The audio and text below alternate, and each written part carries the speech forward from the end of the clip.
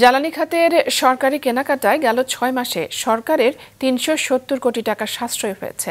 সবকিছু নিয়মের মধ্যে আনা গেলে এই খরচ আরও কমতে পারে, জানিয়েছেন বিদ্যুৎ, জ্বালানি ও খনিজ সম্পদ উপদেষ্টা। সকালে বাংলাদেশ চেম্বার অফ ইন্ডাস্ট্রিজ আয়োজিত এক আলোচনায় তিনি আরও বলেন, শিল্প খাতের জ্বালানি সমস্যার সমাধান করতে হলে বাড়াতে হবে নবায়নযোগ্য জ্বালানির ব্যবহার। রায়হান শোভনের রিপোর্ট। প্রায় ২ বছর ধরে দেশের শিল্প খাতে চলছে চরম জ্বালানি সংকট। তথ্য বলছে, জ্বালানি সংকটের কারণে দেশের পোশাক খাতে উৎপাদন কমেছে ৩০ থেকে ৩৫% পর্যন্ত। ৩০% কমেছে স্টিলের উৎপাদন। সিরামিক খাতে উৎপাদন নেমে এসেছে অর্ধেকে। অনেক কারখানা চলছে ক্যাপটিভ জেনারেটর দিয়ে, যে কারণে বাড়ছে খরচ। এই ট্রাম্প সরকার আসার পরে আমাদের চায়নার উপর যে ডিউটি ইম্পোজ করছে, তাতে সেই ব্যবসাগুলো আমাদের বাংলাদেশ, পাকিস্তান, ভিয়েতনাম এই সব জায়গায় শিফট হয়ে আসবে। অলরেডি কিন্তু আসা শুরু হয়ে গেছে, কিন্তু আমরা অ্যাকোমোডেট করতে পারছি না আমাদের অর্ডারগুলো। কেন অ্যাকোমোডেট করতে পারছি না? কারণ এক্সিস্টিং অর্ডারগুলো কিন্তু আমি টাইমলি শিপমেন্ট করতে পারছি না।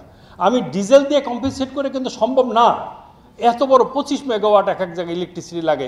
এই 25 মেগাওয়াট আমি কীভাবে ডিজেল দিয়ে সাবসিডি দিব? আমরা কিন্তু আমাদের ইন্ডাস্ট্রিয়াল সেক্টরে, বিশেষ করে আমাদের বিকেএমএ যারা ডাইং, টেক্সটাইল ইত্যাদি যারা আমরা করছি, আমাদের ইন্ডাস্ট্রি কিন্তু টোটালি গ্যাস বেস, অর্থাৎ গ্যাস না থাকলে ইন্ডাস্ট্রি বন্ধ। এখানে উনি টাচ করেছেন যে প্রসেস লসটা কিভাবে হয়। হঠাৎ করে গ্যাসটা বন্ধ হয়ে যাচ্ছে, সকালবেলা একটু গ্যাস আছে, 2-3 প্রেশার আছে, একেবারে বিকালবেলা দেখছি নাই। তাতে করে দেখা যাচ্ছে যে যখন প্রসেসে মালগুলো থাকে টোটালি ড্যামেজ হয়ে যায়। ইন্ডাস্ট্রির মেজর উপাদান হলো তেল, গ্যাস, বিদ্যুৎ। এখন এই দুটাতে যদি আমাদের সমস্যা হয়, তাহলে কিন্তু কোনোভাবেই এদেশে কোনো বিনিয়োগও হবে না, এই দেশে কোনো উৎপাদনও হবে না। আর উৎপাদন যদি কম হয়, তাহলে মূল্যস্ফীতি এমনি বাড়বে। আমরা জানি যে পাওয়ার সেক্টর কী ছিল। দুর্বৃত্তায়নের সবচেয়ে বড় জায়গা ছিল পাওয়ার সেক্টর। এইখান থেকে অলিগার্ড সৃষ্টি হয়েছে। এখানে সমস্ত ব্যবস্থাপনা থেকে আরম্ভ করে ট্রান্সপারেন্সির কোনো জায়গা ছিল না, যার জন্য আজকে আমাদের সাফার করতে হচ্ছে। অনুষ্ঠানে জানানো হয়, সরকারকে প্রতি বছর প্রায় ৩৫,০০০ কোটি টাকার ভর্তুকি দিতে হয় বিদ্যুৎ খাতে। তরল জ্বালানিতে এর পরিমাণ ২০,০০০ কোটি টাকার মতো। গ্যাস খাতে অবৈধ সংযোগ বিচ্ছিন্ন ও সরকারি কেনাকাটায় স্বচ্ছতা নিশ্চিত করা গেলে ভর্তুকি অনেকাংশে কমানো সম্ভব বলে জানিয়েছেন জ্বালানি উপদেষ্টা।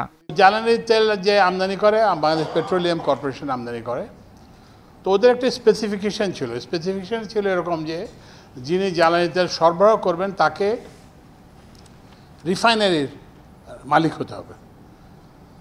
তো আমি ওটাকে একটু খানিকটা চেঞ্জ করে দিলাম, বললাম যে না, রিফাইনারির মালিক হলে ঠিক আছে, ভালো। যদি নাও হয়, আপনি যদি বড় সরবরাহকারী হন, তাহলে তাও হবে। তো এটার ফলে কি হয়েছে, আমরা মাত্র 6 মাসের যে আমদানি করেছি তাতে ৩৭০ কোটি টাকা সাশ্রয় হয়েছে,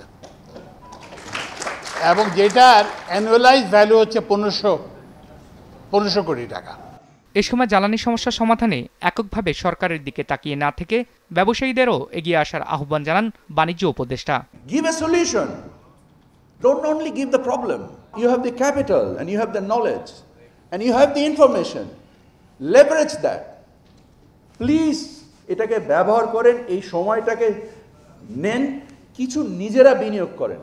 সম্পূর্ণ অনার্স যদি রাষ্ট্রের উপরে ছেড়ে দিয়ে বলেন যে আমাকে ৫,৫০০ MMCFD গ্যাস এনে দেন, I'm sorry, we'll have a nice dinner maybe after this meeting and we'll exchange hands and you will speak very high about all these kind of things, but nothing will then get implemented. আলোচনায় অভিযোগ ওঠে বাংলাদেশে মিথ্যা পরিসংখ্যান ব্যবহার নিয়ে। অর্থনীতির সঠিক গতি প্রকৃতি কিংবা নীতিগত সিদ্ধান্তের স্বার্থে এক্ষেত্রে স্বচ্ছতার উপর জোর দেন ব্যবসায়ীরা। রায়হান শোভন, মাছরাঙা সংবাদ, ঢাকা।